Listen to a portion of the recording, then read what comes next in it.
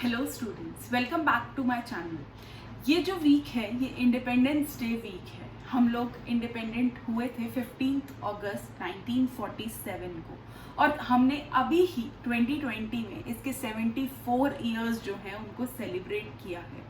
But आज मैं एक क्वेश्चन आप सबसे पूछना चाहूँगी कि क्या हम सच में फ्री हैं? क्या हम सच में इंडिपेंडेंट हैं?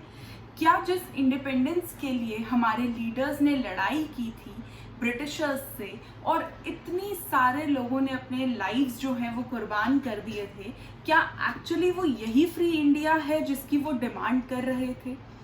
तो आज मैं इसका एनालिसिस करते हुए कुछ डिटेल में आपसे बात करना चाहूँगी। जब मैं फ्रीडम की बात करती हूँ या फ्रीडम मूवमेंट की बात करती हूँ, जब हिस्ट्री के बारे में बात करती हूँ, तो कहीं ना कहीं मेरे दिमाग में civil disobedience, non cooperation, quit India movement, ये मूवमेंट्स ध्यान में आती हैं जिनको गांधी जी ने शुरू किया था।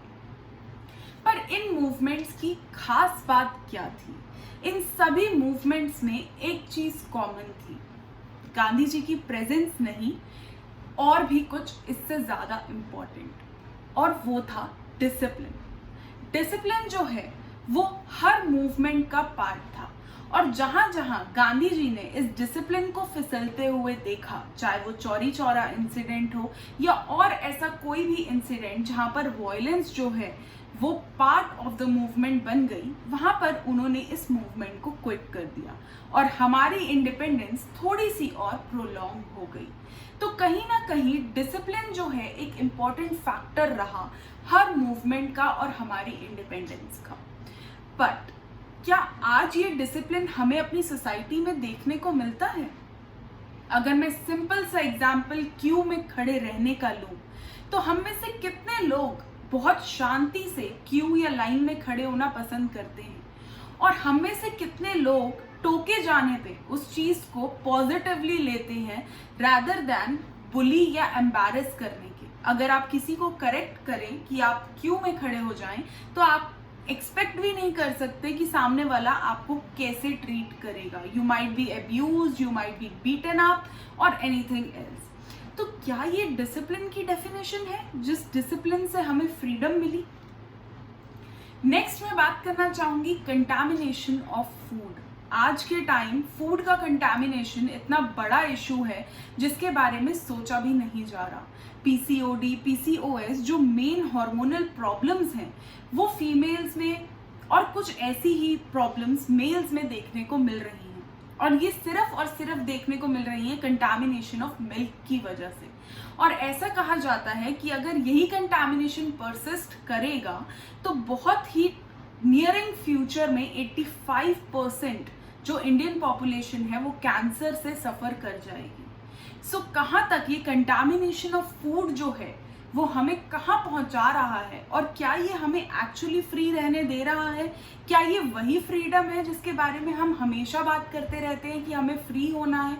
लेकिन हम कैसे फ्री हो सकते हैं जब फूड जो हम खा रहे हैं बहुत ही बेसिक नेसेसिटी है ये इंडिविजुअल की, फूड, शेल्टर, वही फूड अगर कंटामिनेटेड है तो कैसे हम उम्मीद कर सकते हैं कि रियल फ्रीडम जो है वो क्रॉप अप कर सकती है किसी भी सोसाइटी में? अगर मैं बात करूं एक और इम्पॉर्टेंट प्रोसेस जो हमारी कंट्री में होता है, इलेक्शंस। अब हम बात करते हैं कि हम वर्ल्ड्स लार्जेस्ट डेमोक्रेसी हैं। अब हमें ये डेमोक्रेसी बनाने में और लार्जेस्ट डेमोक्रेसी बनाने में इलेक्शंस का बहुत ही इम्पॉर्टेंट रोल है, और ये जो इलेक्शंस हैं ये इसीलिए बहुत ज़्यादा इम्पॉर्टेंट है। बट डेमोक्रेसी के एक फीचर के रूप में हमने पढ़ा है फ्री एंड फेयर इलेक्शंस। क्या इंडिया में actually elections free and fair होते हैं? Distribution of blankets, distribution of phones, etcetera etcetera, alcohol, हमने बहुत कुछ सुना है अबाउट द इलेक्शंस। तो क्या ये हमें रियल फ्रीडम देता है? राइट टू वोट क्या हमारा एक्चुअली बना हुआ है? क्या ये ट्रू फ्रीडम है जिसकी तरफ हम बढ़ने की कोशिश कर रहे हैं? उसके बाद अगर मैं बात करूं इंग्लिश की, तो इंग्लिश तो हमारे अंदर ऐसे बस चुकी है कि और कोई लैंग्वेज हमने ना कभी सुनी है ना कभी प्रैक्टिस की है। हम लिटरेसी और इलिटरेट का भी जो अंदाजा है वो इंग्लिश स्पीकिंग से लगा लेते हैं किसी को कितनी नॉलेज होगी, ये भी हम उसकी इंग्लिश प्रोनाउंसिएशन से पता लगाने की कोशिश करते हैं, बिना ये सोचे कि क्या रियलिटी में जो हमारी ऑफिशियल लैंग्वेज को छोड़ करके जो हमारी नेशनल लैंग्वेज है हिंदी, उसमें उसका क्या स्टेटस है। बिना उस चीज को सोचे हम क्या करते हैं, हम उसकी डिग्री की क्वालिफिकेशन जो है वो इंग्लिश की नॉलेज पर बेस कर देते हैं। तो ये कहाँ तक सही है? अगर मैं जर्मनी जैसी बड़ी कंट्री की बात करूं या हमारे नेबर चाइना की बात करूं, तो वो अपनी लैंग्वेज को जो इम्पोर्टेंस देते हैं वो और किसी को नहीं देते। बट इंडिया में western culture, western food, western language, इन सब ने इतना इम्पोर्टेंटली जकड़ लिया है लोगों को कि अब उससे बाहर निकलना ही बहुत मुश्किल हो रहा है। और हम कहीं ना कहीं अपनी नेशनल लैंग्वेज हिंदी को या जो हमारी मदर टंग की लैंग्वेजेस हैं उन सभी को छोड़ते जा रहे हैं। और इसी में हम प्राउड फील करते हैं, इसी को हम फ्रीडम कहते हैं, इसी को हम डेवलपमेंट कहते हैं। बट क्या ये रियल डेवलपमेंट है जो हमें चाहिए थी? क्या ये वही डेवलपमेंट है जिसके लिए हमारे लीडर्स ने अपनी लाइफ सैक्रिफाइस कर दी? क्या ये वही फ्रीडम है जो हम एक्चुअली पहले दिन से एस्पायर कर रहे थे?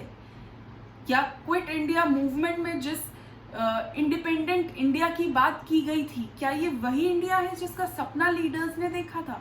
ये एक बहुत ही बड़ा क्वेश्चन है हम सबके लिए। वेस्टर्नाइजेशन तो बढ़ता ही जा रहा है, बट साथ ही साथ ट्रेडिशंस कहीं ना कहीं पीछे छूटते जा रहे हैं। एल्डर्स की रिस्पेक्ट करना अब ये एक बहुत ही बड़ा इशू हो चुका है डिस्कशन का, क्योंकि अब जो है स्वैग ऐसा हो गया है कि रिस्पेक्ट करना कहीं ना कहीं पीछे जाता जा रहा है। हेलो हाय ने हमारी लाइफ को ऐसे चेंज कर दिया है कि कहीं ना कहीं नमस्ते खत्म हो गया है, और उसको वापस लाने के लिए कोरोना वायरस तक को आना पड़ा कि कहीं ना कहीं हम शेक हैंड छोड़कर नमस्ते पर वापस आ सके। तो ऐसा वायरस बार बार नहीं आएगा जो हमें अपने ट्रेडिशंस की इम्पोर्टेंस समझा सके।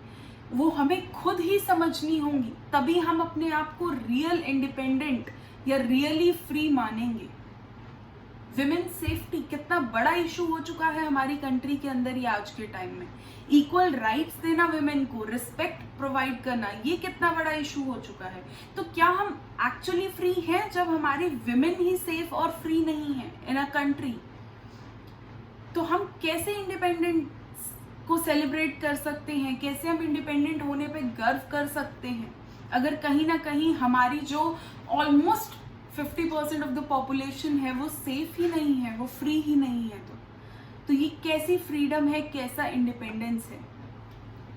उसके बाद अगर मैं कहूँ कि हम कहीं ना कहीं एक वेस्टर्न कंट्रीज की कॉपी बनते जा रहे हैं, तो ये भी गलत नहीं होगा।